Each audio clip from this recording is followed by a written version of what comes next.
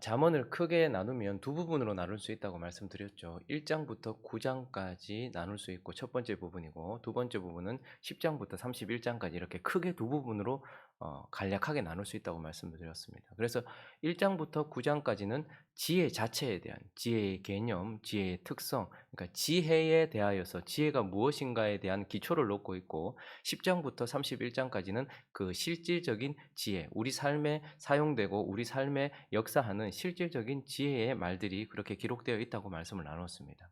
그런데 이 앞부분에 해당하는 그 토대가 되는 1장부터 9장까지도 두 부분으로 나눌 수 있습니다. 1장부터 7장까지, 그리고 8장, 9장 이렇게 두 부분으로 나눌 수 있는데, 1장부터 7장까지는 위대한 왕, 지혜의 왕 솔로몬을 통하여서 지혜가 무엇인지, 그렇게 솔로몬의 입을 통하여서 지혜에 대하여 말해주고 있는 부분이라고 한다면, 8장과 9장은 지혜 스스로가 지혜 자신을 향하여서 스스로 자기 자신을 소개하고 있는 부분이다, 이렇게 생각해 볼 수 있고, 우리는 어제 말씀을 통해서 지혜는 곧 창조주요, 구원주요, 심판주이신 예수 그리스도, 하나님의 아들 예수 그리스도시다라고 스스로 말씀하시는 8장의 내용을 보면서, 8장은 그러니 지혜의 어떤 본질, 지혜의 어떤 그 지혜 자체, 그 존재, 이것에 대해서 우리는 살펴보았습니다. 지혜가 무엇이냐? 지혜는 예수 그리스도다. 이렇게 자기 자신에 대한 존재에 대한 설명이었죠.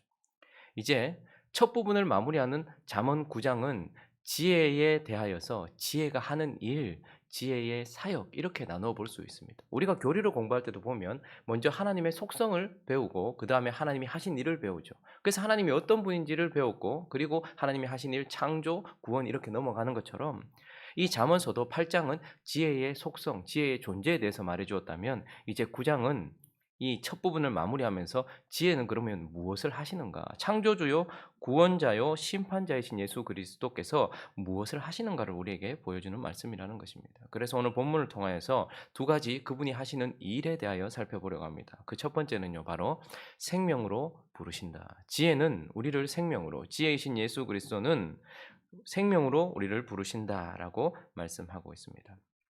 오늘 본문 말씀을 보면요, 크게 세 부분으로 나눌 수 있어요. 1절부터 6절까지, 그리고 7절부터 12절까지, 그리고 13절부터 18절까지, 이렇게 6절씩 세 부분으로 나눌 수 있는데, 첫째 부분과 마지막 부분을 보면 쌍둥이처럼 아주 유사하게 두 부류의 부름이 보이는 두 부류의 부름을 볼 수 있습니다. 자, 1절부터 3절까지 한번 읽어 볼까요? 첫 번째 부류의 부름인데, 시작. 지혜가 그의 집을 짓고 일곱 기둥을 다듬고 짐승을 잡으며 포도주를 혼합하여 상을 갖추고 자기의 여종을 보내어 성중 높은 곳에서 불러 이르기를. 누가 부른다고 말합니까? 지혜가 부른다라고, 지혜의 부름, 그러니까 지혜이신 예수 그리스도의 부름을 우리는 첫 번째에서 볼 수 있죠. 그리고 13절부터도 똑같은 형식, 똑같은 내용을 가지고서 13절부터 15절까지도 한번 읽어볼까요? 시작.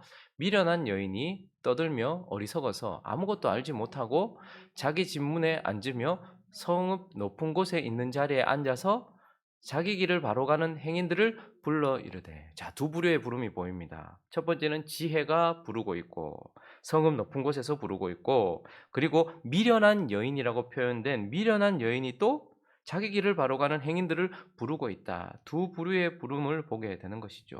그러면 지혜는 예수 그리스도의 부름을 말하는 것일 것이고, 여기서 말하는 미련한 여인, 어리석은 자, 아무것도 알지 못하는 여인은 누구를 말할까요? 사단을 상징하는 것이겠죠. 그러니 오늘 본문에는 지금 두 부류의 존재가 하는 일이 보여지는데, 예수 그리스도도 부르고 있고 그리고 사단도 부르고 있어요. 그런데 이들이 부르고 있는 대상은 같습니다. 4절을 한번 보시면요, 누구를 부르고 있습니까? 시작. 어리석은 자는 이리로 돌이키라. 또 지혜 없는 자에게 이르기를. 지혜이신 예수 그리스도는 어리석은 자, 지혜 없는 자를 부르고 있어요. 자, 그러면 미련한 여인은 누구를 부르고 있습니까? 16절입니다. 시작.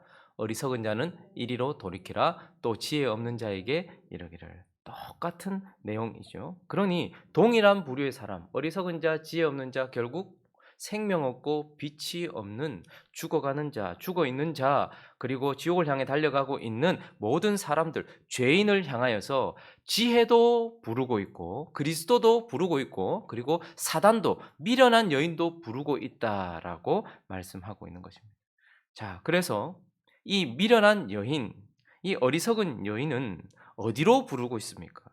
동일한 부류인 죽어 있는 죄인, 그 영이 죽어 있는 죄인, 그리고 지옥을 향해 달려가고 있는 모든 사람들을 이 미련한 여인은 어디로 부르고 있습니까? 18절이 그것을 가르쳐 줍니다. 18절이 읽습니다. 시작. 오직 그 어리석은 자는 죽은 자들이 거기 있는 것과 그의 객들이 스올 깊은 곳에 있는 것을 알지 못하느니라. 그 미련한 여인으로 대비되는 그렇게 표현되는 사단은 죄인들을 어디로 부르고 있는 겁니까? 죽음으로 부르고 있고 스월, 지옥으로 부르고 있다라고 말하고 있습니다. 자, 그런 와중에 우리 주님 예수 그리스도, 지혜이신 예수 그리스도는 또한 어디로 부르고 있는가? 5절과 6절 읽어보겠습니다. 시작. 너는 와서 내 식물을 먹으며 내 혼합한 포도주를 마시고 어리석음을 버리고 생명을 얻으라, 명철의 길을 행하라 하느니라.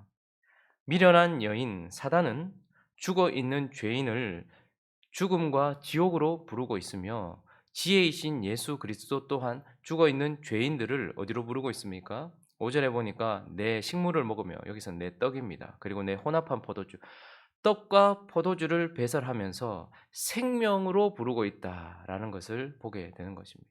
그러니 우리 주 예수 그리스도는 지금도 떡과 포도주를 배설하시면서 상을 차려 놓으시고 생명의 길로 우리를 부르고 있다라는 것을 보게 됩니다. 오늘 본문을 통하여서 사단이 죽음과 지옥으로 죄인들을 부르고 있는 것처럼 예수 그리스도께서는 죽은 자들, 죄인들을 떡과 포도주를 배설하시면서 생명으로 부르고 있다라고 말씀해 주고 있는 것입니다. 그리고 이 두 부류의 여인으로 대비되는 예수 그리스도와 사단은 부르고 있는데, 이 미련한 여인이 죽음과 지옥으로 부르면서 사용하고 있는 도구가 무엇입니까? 무엇을 통하여 사람들을 죽음과 지옥으로 부르고 있는가? 17절이 우리에게 가르쳐 주고 있습니다. 17절 읽어보겠습니다. 시작. 도둑질한 물이 달고 몰래 먹는 떡이 맛이 있다 하는. 그러니까 이걸 통하여서 사람들을 지금 부르고 있다는 거예요. 여기 뭐예요? 도둑질한 물, 몰래 먹는 떡. 아마 도둑질한 물, 이것은 몰래 먹는 떡, 이것은 일단 도둑질한 물은 성적인 표현을 의미하는 것이겠죠. 그리고 몰래 먹는 떡, 죄잖아요. 네. 그러니 지금 미련한 여인은 사람들을 죽음과 지옥으로 부르는데 뭘 통해서 부르는가 하면 도둑질한 물이 달고 몰래 먹는 떡이 맛있다라고 말하면서 우리 속에 있는 죄성, 우리 안에 있는 인간적 본성, 우리 안에 있는 타락한 본성을 통하여서, 사람은 희한해요. 우리는 저 구절을 보면서 참 저렇게 해서 어떻게 사람들을 끌어모으지라고 생각할지 모르겠지만, 그러나 우리 모두는 다 우리 속에 있는 도둑질한 물이 달다라는 거기에 아주 심하게 끌립니다. 몰래 먹는 떡이 맛있다라고 하는 부패한 속성에 아주 많이 끌립니다. 그래서 많은 사람들이 죽음과 지옥으로 가는 이유는 그 속에 있는 부패하고 타락한 죄성과 본성 때문에 그것을 통해서 계속해서 끄는 거예요. 그래서 죽음을 향해 달려가고 지옥을 향해 달려가는 사람들을 보십시오. 자신의 죄성으로 인하여서 타락한 본성에 의하여서 끊임없이 죄로 끌려다니고, 그래서 사람마다 다 달라요. 연령대별로 다 달라요. 젊은이는 젊은이 나름대로 안에 있는 부패한 본성과 속성으로 그들이 끌리는 곳으로 끌려갑니다. 나이 드신 사람들은 나이 드신 사람들 나름대로, 남자는 남자대로, 여자는 여자대로 다 각자의 부패한 본성에 따라서 사단은 그들을 죽음과 지옥으로 부르고 있다라는 것을 우리는 보게 됩니다. 그런데 우리 주 예수 그리스도 지혜는 우리를 무엇을 통하여 부르십니까? 3절입니다. 읽어보겠습니다. 시작. 자기의 여종을 보내어 성중 높은 곳에서 불러 이르기를. 누구를 통해서요? 자기의 여종. 여기서 말하는 여종이라는, 우리는 종으로 이렇게 번역이 되어서 노예인가 보다 이렇게 생각할 수 있지만, 보통 종이라는 단어는 아바드라는 단어거든요. 아바드라는 단어는 주권도 없고 아무 힘도 없는 정말 그 천한 신분을 아바드라고 해요. 그러나 여기서 쓴 단어 여종이라는 단어는 아바드가 아니고 나아라라는 단어입니다. 이것은 아주 지체 높은, 그러니까 뭔가 특별한 존재, 이런 뜻입니다. 청지기 이런 뜻이죠. 자기의 주권도 있고 생각도 있고 많은 권리를 가지고 있고 많은 힘을 가지고 있는 그런 존재를 말하는 거예요. 그러니까 지혜는 이렇게 자기가 사랑하는 신부와 같고 하나님의 아들과 같이 지체 높은 그런 자신의 종들, 자신의 사역자들을 통하여서 지금 사람들을 생명으로 부르고 있다라고 말하는 것이죠. 그러니 1절부터 6절까지의 6절과 13절부터 18절까지의 이 6절이 동일한 구조와 동일한 내용을 가지면서 두 부류의 부름 속에서 우리 주님은 지금 뭘 하고 계시다는 거예요. 미련한 여인은 인간의 부패한 타락과 그 죄성을 가지고서 죽음과 지옥으로 지금도 사람들을 불러 모으고 있고, 이것은 아주 강력합니다. 우리 본성이 끄는 대로 사람들이 가기 때문에 이건 사실 넓은 길이고요. 많은 사람들이 가는 길입니다. 다들 그 타락한 본성에 의하여서 죽음을 향해 달려가거든요. 그런데 우리 주님은 뭘 하신다는 거예요? 죄인들을 지금도 자신의 백성들을 자신의 사역자들을 통하여 교회를 통하여서 생명으로 부르고 있다라고 말씀하고 계시는 것입니다. 그러므로 주님은 지금 지혜는 지금도 죄인들을 사역자들과 교회, 자기가 사랑하는 자들, 그런 자들을 통하여서 생명으로 부르고 계신다라고 우리에게 말씀해 주고 있습니다. 자, 두 번째, 오늘 지혜이신 예수 그리스도께서 하시는 일, 그분의 사역은 두 번째, 제자로 부르신다라는 것입니다. 자, 오늘 본문 말씀 7절과 8절을 한번 읽어볼까요? 읽습니다. 시작. 거만한 자를 징계하는 자는 도리어 능욕을 받고 악인을 책망하는 자는 도리어 흠이 잡히느니라. 거만한 자를 책망한 자, 여기까지. 자, 7절부터 12절까지 또 6절을 통해서 우리에게 특별한 교훈을 주고 계시는데, 먼저는 거만한 자를 징계하지 말래요. 도리어 능력을 받으니까. 악인들을 책망하지 말래요. 그냥 내버려 두라라고 말씀하고 계십니다. 왜 하나님이 이렇게 말씀하실까요? 도리어 능력을 받고 흠이 잡히니까 그들을 내버려 둬라. 여기서 말하는 거만한 자와 악인은 누구를 말하는 것일까요? 지금 두 부류의 여인들의 부름이 있습니다. 그런데 여기서 말하는 거만한 자, 악인이라는 것은 나쁜 행동을 하고 나쁜 짓을 하고 있는 사람들을 말하는 것이 아니라 지혜이신 예수 그리스도, 복음이신 예수 그리스도가 부르는데도 끝까지 그분에게 손을 내밀지 않는 자를 거만한 자라고 하는 거예요. 자신이 끝까지 주인 되어 살려고 하는 자, 자신이 끝까지 하나님 자리에서 내려오지 않으려고 하는 자를 거만한 자라고 말하는 것이고, 악인이란 결국 그렇게 자신의 아들까지 주시면서 우리를 구원하시려고 하는 하나님 아버지의 사랑과 자신의 생명까지 주시면서 그렇게 우리를 구원하시려고 하는 그 아들 예수 그리스도와 자신의 본성까지 포기하시면서 그 거룩한 영이 이 가장 더러운 우리의 마음속에 들어오셔서 우리를 구원하시려고 하는 그 하나님의 그 모든 것들을 다 물리치고 있는 자들, 이들을 악인이라고 하는 거예요. 그러니까 이 초청, 하나님의 이 복음의 초청에 끝까지 응하지 않는 자, 지금도 그것을 받아들이지 않는 자, 이런 자들을 거만한 자, 악인이라고 말하고, 그래서 복음이 없는 자들, 아직까지 거듭나지 않은 자들은 내버려 두라라고 말씀하고 있는 것입니다. 대신에 또 다른 명령이 있는데 8절 다시 한번 보실까요? 거만한 자를 책망하지 말라라고 말해요. 자, 그가부터 읽어봅니다. 시작. 그가 미워할까 두려워하니라. 지혜 있는 자를 책망하라. 그가 너를 사랑하리라. 9절도 계속요. 지혜 있는 자에게 교훈을 더하라. 그가 더욱 지혜로워질 것이요 의로운 사람을 가르치라. 그의 학식이 더하리라. 그러니 거만한 자, 그리고 악인, 복음을 거부한 자들은 그냥 내버려 두래요. 그렇지만 대신에 지혜 있는 자, 지혜 있다는 것은 무엇이죠? 예수 그리스도를 자신의 주인으로 모신 자, 그를 책망하라는 거예요. 그에게 하나님의 말씀을 가르치라라는 것입니다. 왜냐하면 그가 너를 사랑할 것이고, 또 9절에 보니까 지혜 있는 자에게 또 뭐야래요? 복음을 넘어서 우리의 삶을 윤택하게 할 교훈을 더해줘라. 그러면서 결국 의로운 사람은 착한 사람, 흠이 없는 사람을 말하는 것이 아니라 지혜이신 예수 그리스도로 의하여서 하나님께 의롭다 함을 받은 자, 구원받은 자를 말하는 것이겠죠. 그래서 의로운 사람을 어떻게 하래요? 가르치라.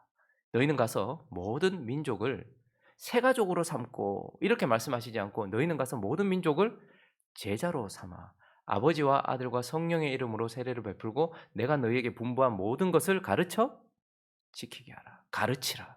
그러니 주님은 지금도 무엇을 하고 계십니까? 구원받은 자, 생명을 받은 자들을 그 생명에서 제자의 길로 주님을 닮아가도록 하나님을 닮아가도록 제자로 부르고 계신다. 끊임없이 제자들을 일으키고 제자들을 세우고 계신다라고 말씀하고 있는 것입니다.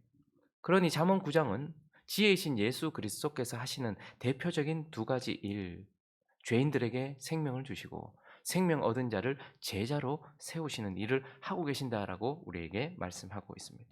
말씀을 정리하겠습니다. 우리는 이제 앞부분 1장부터 9장까지 모두 살펴보았습니다. 1장부터 7장까지 위대한 왕, 지혜의 왕 솔로몬을 통하여서 지혜에 대하여서 우리가 배웠고 8장과 9장은 지혜 자신이신 예수 그리스도께서 자신에 대하여서 나는 창조주요 구원주요 심판자인 자로서 지금 죄인들을 생명으로 부르고 있으며 생명 얻은 자들 제자도로 세우고 있다라고 말씀하고 있는 말씀까지 우리는 살펴보았습니다. 그래서 결론은 6절입니다. 6절을 한번 읽어볼까요? 마지막으로 6절 읽어봅니다. 시작. 어리석음을 버리고 생명을 얻으라. 명철의 길을 행하라 하느니라. 주님께서 지금 이제 하시는 일을 통하여서 결론적으로 우리에게 명령하시는 것입니다. 무엇입니까? 복음을 받아들이고 복음이신 예수 그리스도를 믿음으로 생명을 얻으라. 이것이 첫 번째 우리를 향한 그분의 간곡한 마음입니다. 그리고 두 번째는요. 구원을 받았으니까 천국 가고 편안하게 살아라. 이렇게 말씀하시지 않고 뭐죠? 명철의 길을 행하라. 제자의 길을 걸으라라고 우리에게 말씀하시는 것입니다. 그러니 우리는 지혜가 무엇인지 누구인지를 깨닫고 그 지혜로 인하여 생명을 얻는 저와 여러분.